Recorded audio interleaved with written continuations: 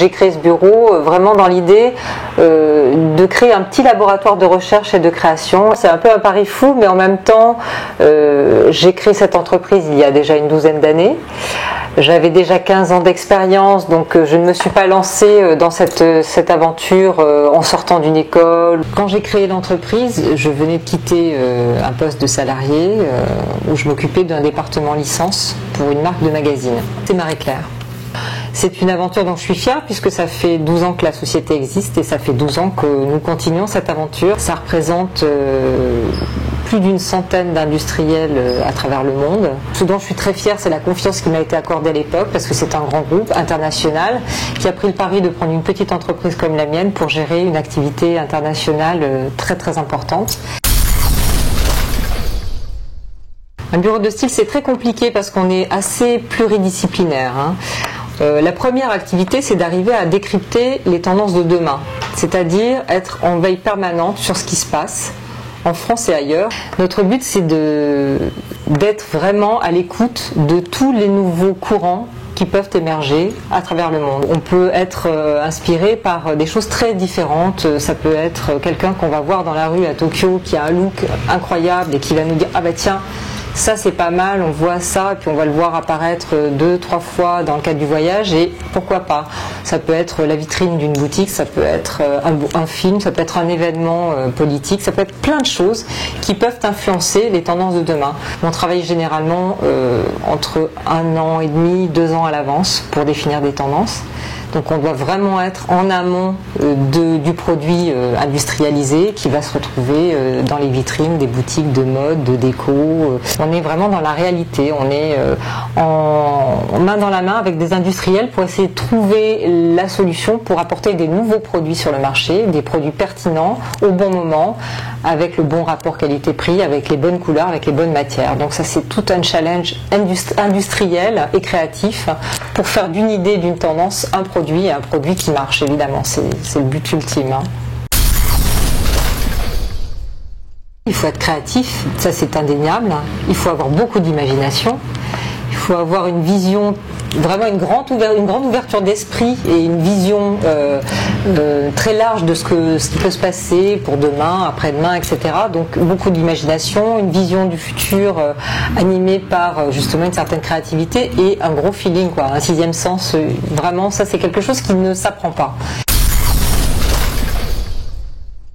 Alors ce qui fait une tendance, c'est parfois une petite idée qui devient un grand phénomène. On voit par exemple aujourd'hui dans les grosses tendances qui jaillissent depuis quelques saisons, il y a ce retour du vintage, ce retour du rétro, surtout capté par les jeunes générations.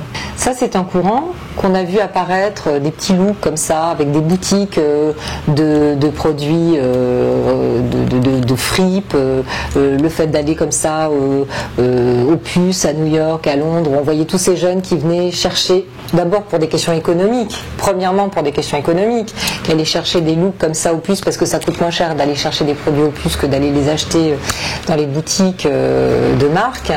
Et finalement tout ça c'est à créer un phénomène qui devient une vraie tendance. Alors on s'imprègne beaucoup du passé pour créer le futur. Donc il y a des tendances de fond comme le vintage aujourd'hui et puis des petites tendances ponctuelles qui vont animer par la couleur, par une matière clé, par une silhouette du moment et puis hop, on passe à autre chose la saison suivante.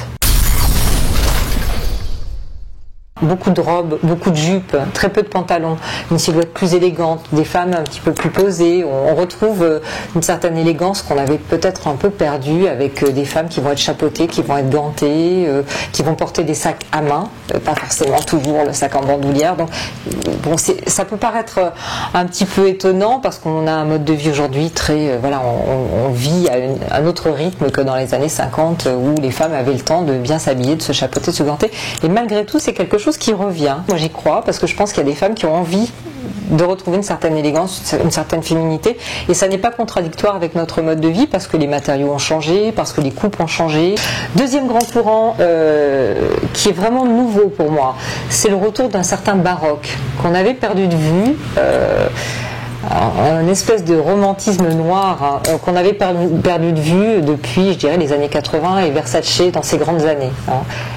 sur des silhouettes assez monochromes, beaucoup de noir, avec de la dorure, de l'or, du bronze, etc., qui va venir ponctuer une silhouette assez monochrome. Et en opposition totale, on a aussi un grand courant de douceur, de volonté d'un petit cocon en fait, vivre dans un petit cocon de douceur. On a vu apparaître des pastels sur cet été. Et bien ce courant pastel va continuer sur l'hiver prochain avec des pastels plus grisés, des nuances un petit peu plus des peaux, des tons, des beiges grisés, des coloris assez subtils. Là encore parce que je pense qu'on a envie de retourner vers quelque chose de plus féminin, plus doux.